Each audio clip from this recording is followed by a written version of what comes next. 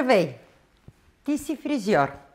Случвало ли ти се някога млада и красива жена с прекрасна коса да прекрачи прага на салона ти и да пожелая от теб да извършиш услуга, да речем подстригване?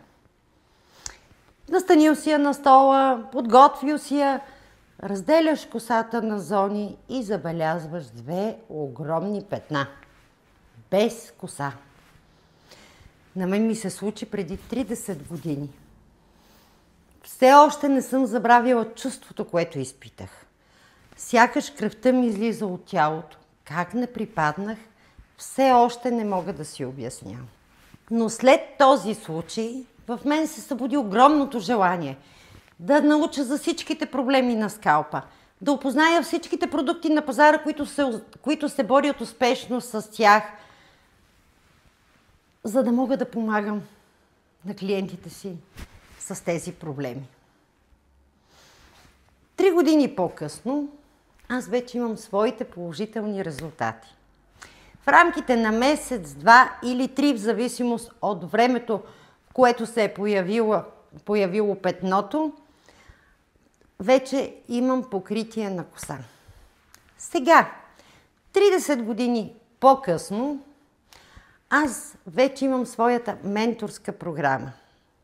Тя се нарича Стефи и тайните на здравата коса.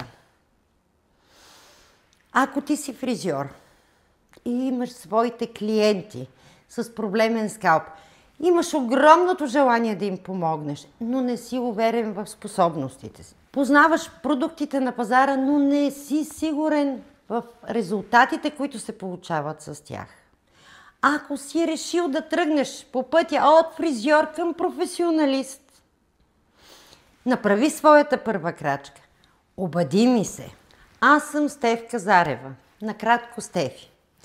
С моя 30 годишен опит в индустрията на красотата и обучението, аз помагам на фризьорите да намерят своите силни страни, да ги развият, да ги усъвършенстват, за да имат по-добри решения за проблемите на своите клиенти и да станат по-добри фризьори.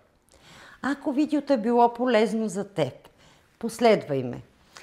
Ако имаш въпроси относно менторската програма, обади ми се. Ако възникнат някакви въпроси, напиши ми на лично съобщение.